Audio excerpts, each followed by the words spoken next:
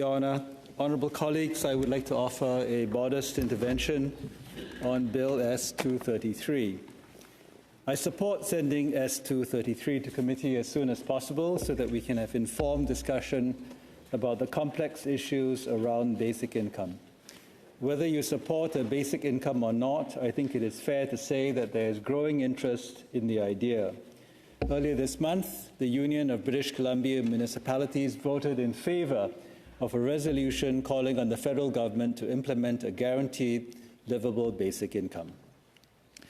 However, the problem with the public debate, and here I am setting aside the conspiratorial end of basic income critics, is that advocates and opponents are often debating different versions of basic income and hence talking past each other. If a Senate committee can clarify the issues and shed light on the varieties of basic income proposals, that will be a positive contribution on an important public policy issue, regardless of whether this bill is adopted. To this extent, my speech is about what I think the most important issues are and what I would suggest are some of the questions that a committee should be asking. The fundamental question is this: what is a basic income for? Most advocates of basic income, including many senators, argue that it is to eliminate poverty.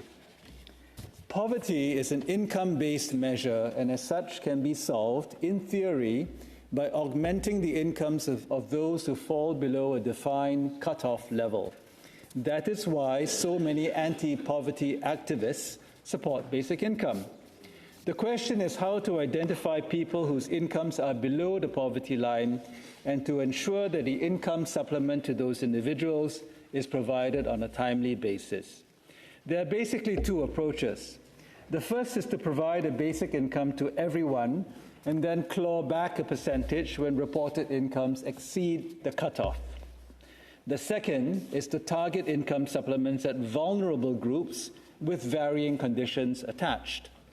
The former is what might be called a classical approach to basic income, since it is provided to everyone, whereas the latter might be called targeted basic income or social assistance, and it's roughly the way the system currently works. If our goal is poverty alleviation, which approach works better? Well, for any given level of poverty reduction, the answer is the latter, the targeted approach, for the obvious reason that it is directed at only the people who are below the poverty line and not wasted, if you will, on those who are not poor. This is not to say that targeted social assistance, which is the status quo, has eliminated poverty, which it hasn't. But if we are to pour substantial new resources into poverty alleviation and had a choice between the two approaches based on the criteria of efficiency, the targeted social assistance approach wins hands down. That is the conclusion reached by the expert panel commissioned by the BC government in 2018 and which released its study in 2020. They rejected basic income in favor of expanding targeted income supplement and social programs. Now, basic income advocates will counter that the solution to the wastefulness of a basic income is to claw back any income earned above the cutoff. This is technically known as the benefit reduction rate. The higher the benefit reduction rate, the more efficient the basic income in targeting people under the poverty line.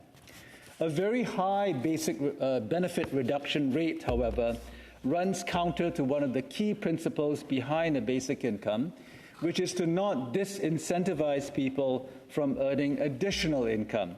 There is a trade-off between the efficiency of a basic income program and the disincentive effects of clawbacks. To underscore the point of how inefficient a basic income program would be as a remedy for poverty per se, the BC panel authors created an online interactive table where you can choose your preferred basic income amount and your preferred benefit reduction rate to generate a scenario showing the cost of the program and its impact on poverty reduction. Now, colleagues, if you like spreadsheets, you can have hours of fun on this one. What you will find is that the lower the benefit reduction rate, the more expensive the program and the less efficient it will be in reducing poverty.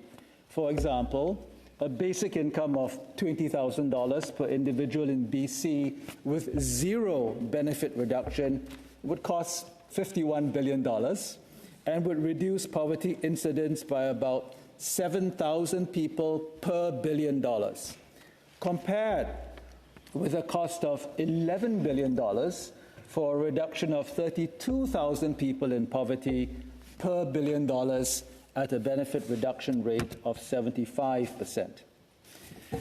Now, opponents of a basic income, that includes the BC panel, argue that a maximalist approach to basic income, that is to say one with little or no benefit reduction, is too costly, especially if a province were to attempt basic income on its own.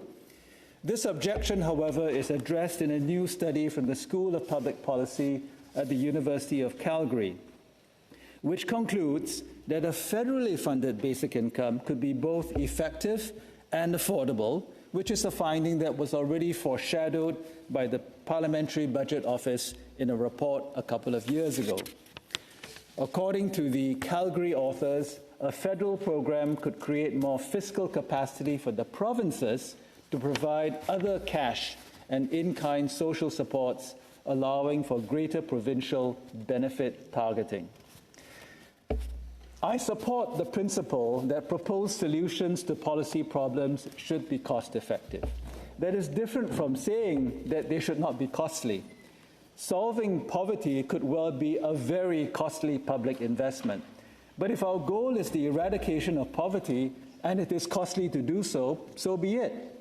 But we should make every effort to find the most cost-efficient solution for the problem at hand.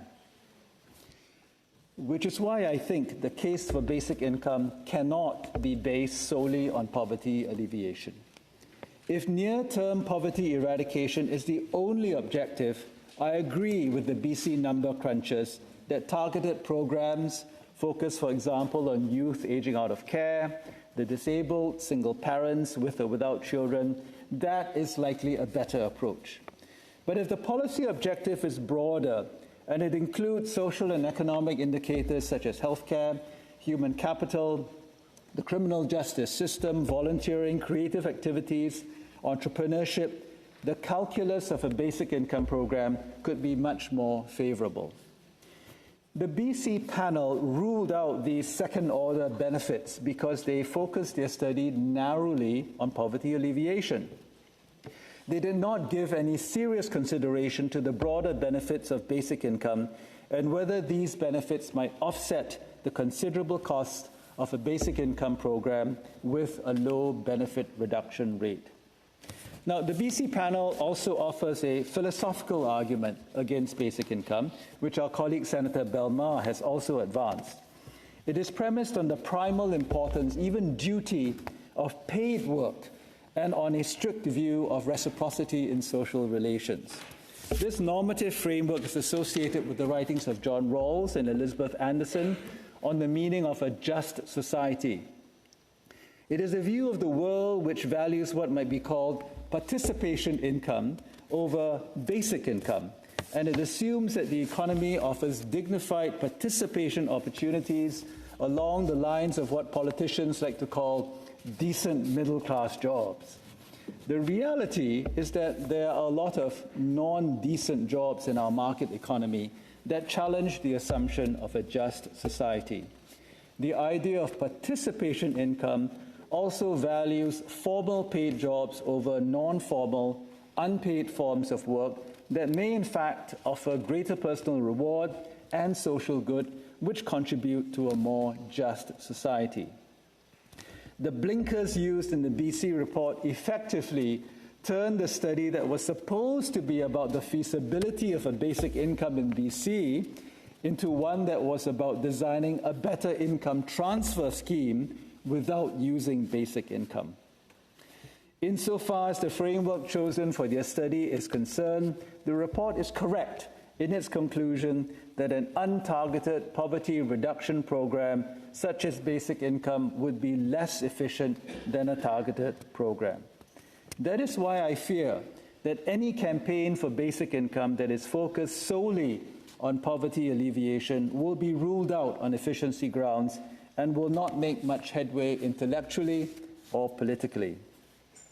When I last spoke about basic income in this chamber, it was on a motion introduced by former Senator Art Eggleton, in which he proposed basic income pilot projects led by the federal government working with the provinces. I argued at the time that the foundational case for basic income is personal autonomy and the expansion of collective freedoms. I believe that freedom is not so much about the right to do as one chooses, but more about having the capability to do so. Freedom is an end in itself and therefore an important social value, but it is also a means for individuals to work towards other ends, such as a fulfilling career, acquiring goods and services, or artistic pursuits. A guaranteed basic income can be an important plank in advancing an individual's freedom in both a constitutive as well as an instrumental sense. Providing the means for individuals to address their basic needs is a way of giving them the freedom to develop and expand their capabilities for even greater freedom. At heart, basic income represents an evolution of the social safety net that values the rights of individuals to exercise their freedoms without stigma.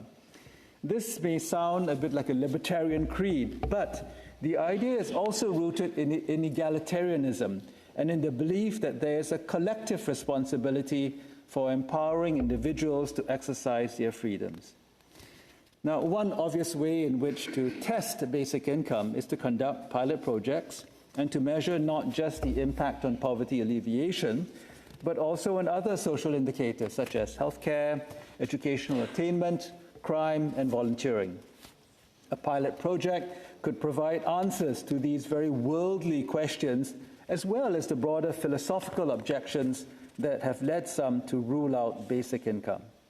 For example, the hypothesis that society would reject unconditional transfers because they violate the work obligations and social reciprocity necessary for a just society is just that. It's a hypothesis.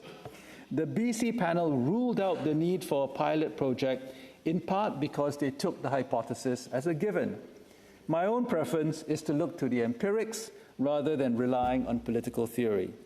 That is why I support more research on basic income, and especially pilot projects along the lines of what has been proposed for Prince Edward Island. In fact, I would support a flowering of pilot projects across the country, including in my home province of British Columbia, that can be used to compare with each other. Colleagues, there are still many unanswered questions about basic income and its efficacy as a new form of social safety net for Canadians. But I think we would do well to study the issue further, and this bill allows us an opportunity to do so. Let's send it to committee. Thank you.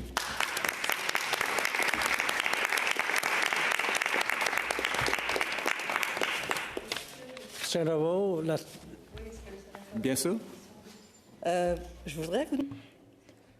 I would like to ask you the following question. You agree with the pilot project as proposed by Senator Eggleton, for which I voted in favor at the time. It was a well-circumscribed pilot project. I'd like to understand why you see Bill 233, S-233,